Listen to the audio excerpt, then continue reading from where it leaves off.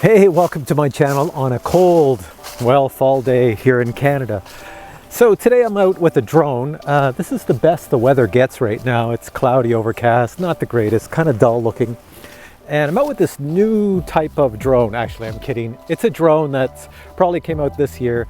It's nothing amazing, but it is small, it is inexpensive.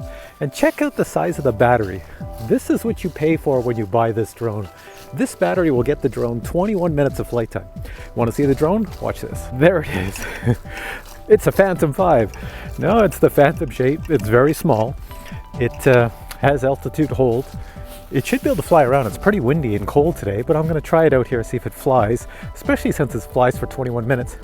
Now it says it has a 1080p camera, but I'm going to guess for the price, it's not a very good 1080p camera. So we'll check it out. Maybe it is. We'll see how it works. All right, here we go. Now, one really good thing about this drone is for the price, you actually get a nice controller, and you get a flight range of about 80 meters with this here controller, which is not too bad considering, you know, once again, the price and the size of this drone. But this is the cool thing. This is the selling point, the 21 minutes of flight time. You don't see that in a lot of drones. And look at, this is a battery that has a JST connector. You can buy bigger batteries at any hobby store or smaller and just plop them in. It's got a nice big hole in there. So it's really well designed for people that want to attach their own batteries. Look at the battery sticks out the back, so it's actually built so that the cover goes over it as it sticks out. Look at that. It's designed for a huge battery. Now here's the 1080p camera. I took a photo with it indoors and the photo looked pretty decent, but I don't think the video would be pretty good because I looked at the video indoors and, you know, it's kind of dark indoors, so it wasn't too great. Outdoors, we'll see how it is. So this will be my first time checking it out too. Let's try a takeoff. It's got a little button here for takeoff. Whoa, the wind took it. Let's bring it back. Let's bring it up.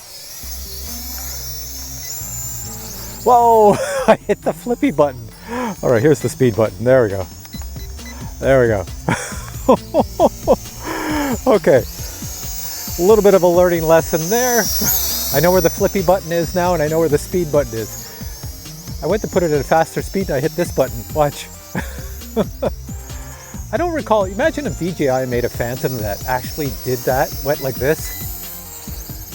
I think that would sell in the millions, although people would probably be injuring themselves. All right, let me put it forward. Let me just whip it around here. I know you all want to see what it looks like for the video, so let me bring it back this way and let me turn on video. There we go. So, am I in the video? No, I can come down. You can adjust the camera for any angle you want. So here I am. I should be in the video now.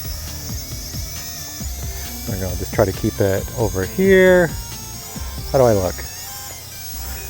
I know it's moving around quite a bit because of the wind, but there, I'm lit up. How's that? That's the video quality of this thing. So it's not much it does. It has altitude hold. I can whip it around, as you see here. You can do this for 21 minutes just flying around doing stuff. Now, the camera on here, I remember I took a picture indoors and it was pretty decent, so I'm just going to put the camera on, turn the video off, bring it closer. There's me from far away. There's a picture. There we go. So I could see people buying this for the fact that it looks like a Phantom, the fact that you could fly it around the house, have a lot of fun with it. I'll have to give it a try indoors, see how it works. You could fool people to think that this is your Phantom 5. It's easily flyable in the wind. It's pretty windy out right now, and I'm just holding it against the wind nicely. So, you know, all in all, pretty good drone.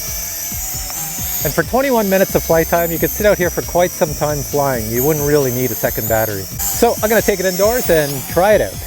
Right now, I'll just put it back on the ground. Hey, I can do little funnels. Pretty cool. That's pretty neat. Let's see how it goes. See how stable it is indoors. That's not that bad at all. I'll just bring it towards me. So it does come with prop guards for indoor flying, outdoors in the wind, and it did quite well, which was quite impressive. So if you buy this drone, buy it for the 21 minutes of flight time. I'm still on the same battery. Buy it for the fact that it's pretty stable. Buy it for the fact that it has the flippy mode and it actually flies really nice. So as you can see, the controller's right here. I'm not really doing anything. I'm just letting it go around now on its own. I can move it around with a prop wash just by putting my hands and stopping, causing the air to flow in a different direction. There you go, because there's no real movement in air in here. I'm doing nothing with this. Bring it over the table, hit the down arrow, and it should land on the table. Here it is, the global drone. This is a quick unboxing of the Global Drone Elf Drone Professional. This here has one cool battery. You can see here it says the battery is a larger capacity. And looking at the bottom of the box, we see we have custom route, headless mode, Wi-Fi camera, HD camera, auto hover, and voice control. And this side of the box shows us all the functions of the remote control. Let's take a quick look inside the box.